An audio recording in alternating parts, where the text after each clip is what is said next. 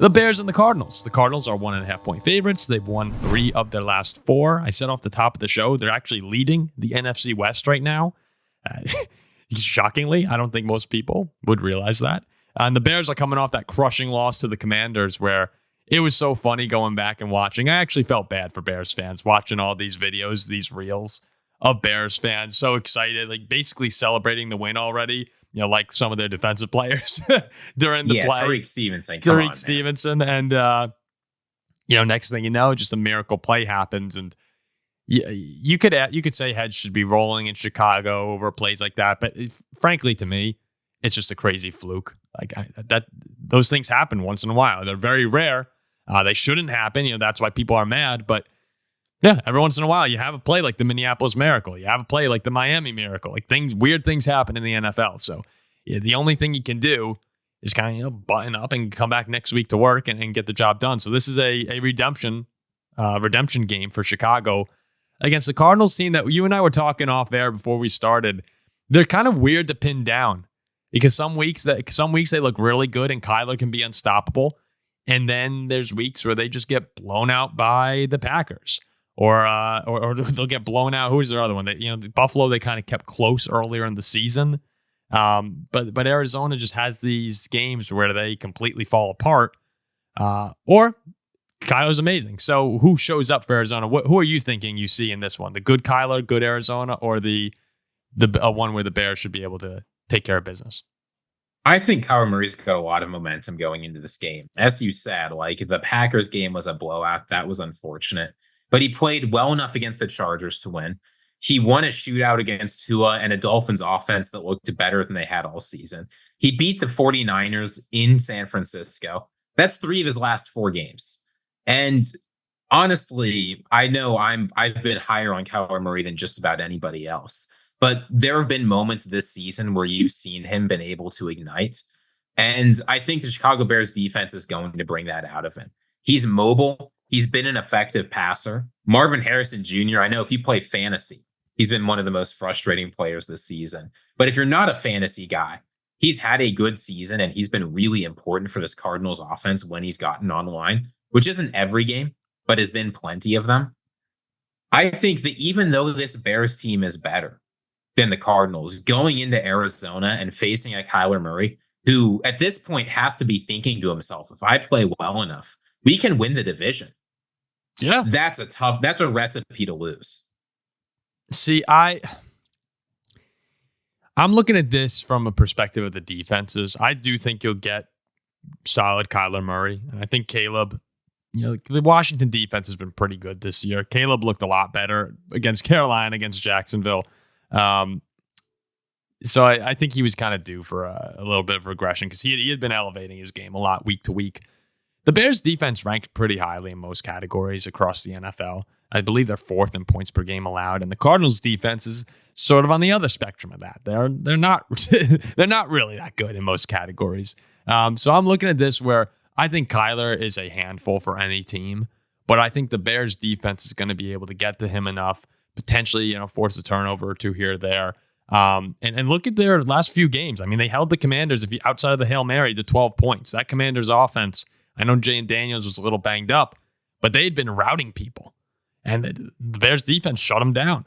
The Jaguars, 16 points. The Panthers, 10. The Rams, 18. Not great teams, but they still shut them down.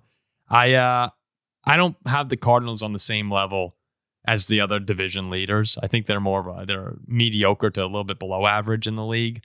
And I think the Bears are going to be able to walk away with the win here in a good game. I mean, this will be an entertaining one. It's Caleb and Kyler is a fun matchup. Yeah, I mean, I think you're right that a lot's going to come down to the defenses. But the thing that worries me with Caleb Williams is that you said he had a hot stretch against the Jaguars and the Panthers, and that is true. But we're not talking, those aren't bad defenses. Yeah. Those are the 2 worst defenses in the entire NFL. The Cardinals defense, I think, is not very good. It's probably bottom 10, but it's closer to the top of the bottom 10 than the bottom of the bottom 10, right? Maybe they're like 24, 25, but those 2 are on an entirely different level. And we've seen, the Bears don't have to be playing great defenses for Caleb Williams to struggle, right? He didn't look particularly good against the Titans defense. He didn't look particularly good against the Colts defense. I mean, he was okay, but he threw the ball 52 times.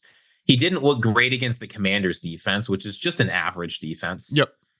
I am not ready to count out what Kyler Murray is able to do. And I'm not ready to count out the Cardinals defense either and being able to limit Caleb Williams just because he had some hot games against two teams that are garbage. I totally get where you're coming from in that as well. I think I'm a bigger Kyler fan than most people. Jack is not the biggest Kyler fan in the world. I think he's neutral on him at this point. He's worked his way up a bit. But no, Kyler Murray has the ability to win any game. And that's why, you give him the big contract. And Caleb, you're still kind of waiting for that consistency to really find itself. And I don't think you're going to see it until maybe late this year, if at all. My guess is probably not even this year. You'll get multiple games of very, very good Caleb Williams. So I get where you're coming from. But yeah, I'm going to go the other way in this one. I'm going to go Bears in a close one. I don't think it'll be. Did you see how bad the Bears' offensive line was last week? Yeah, no, I know. He was pressured on 60% of his dropbacks. I know. That's so hard. I get that he's good at avoiding sacks, but it's very hard to win when that's how your offensive line is playing. Meanwhile, you look at what Caleb Williams, or not, what the Cardinals' offensive line was able to do for Kyler Murray. The Dolphins' defensive line isn't great, but there are some decent guys on it.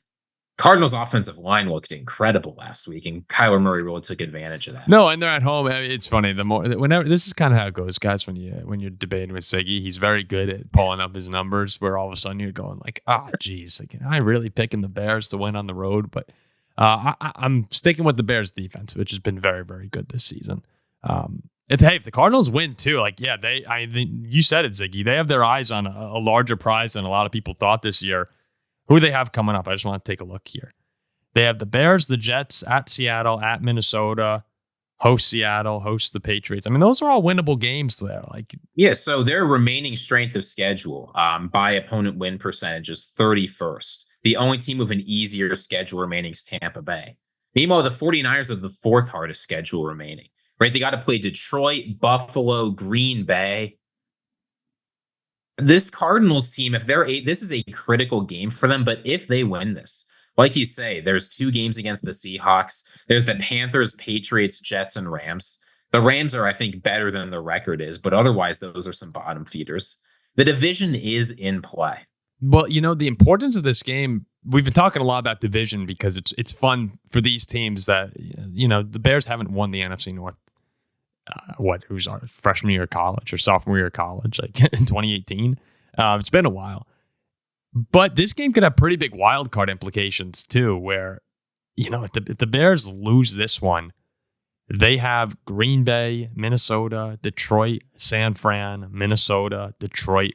Those are 6 of the next 7 games. So I think this is actually close to a must win for Chicago, where if they lose to the Arizona, one, you fall behind Arizona in the wild card standings later in the season. And 2, you got all these tough division games where, I'm sorry, you're not going to sweep the Lions. You're not going to sweep the Packers. You're probably not going to sweep the Vikings. So you got to get these games like this one in Arizona next weekend hosting the Patriots. I think these are 2 must wins. That's what makes the Washington loss so devastating, is you had this chance to pile up wins on the teams that you could be competing for wild card spots with. And now, to let one fall the way they did was devastating for Chicago. But I view this almost as a must-win for the Bears. Yeah, if your goal is to make the playoffs, and while that may not have been their goal starting out, and may not be the most important goal, that's certainly where they are as an organization. You have to be able to win this. Will they? Who knows? The Bears have a tough schedule remaining. By strength of schedule, actually, they have the hardest schedule remaining in the NFL. It's because our division is good. North games: San Francisco, Seattle, Arizona, Patriots.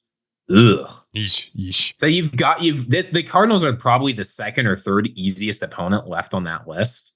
You have to win this if you want to make the playoffs.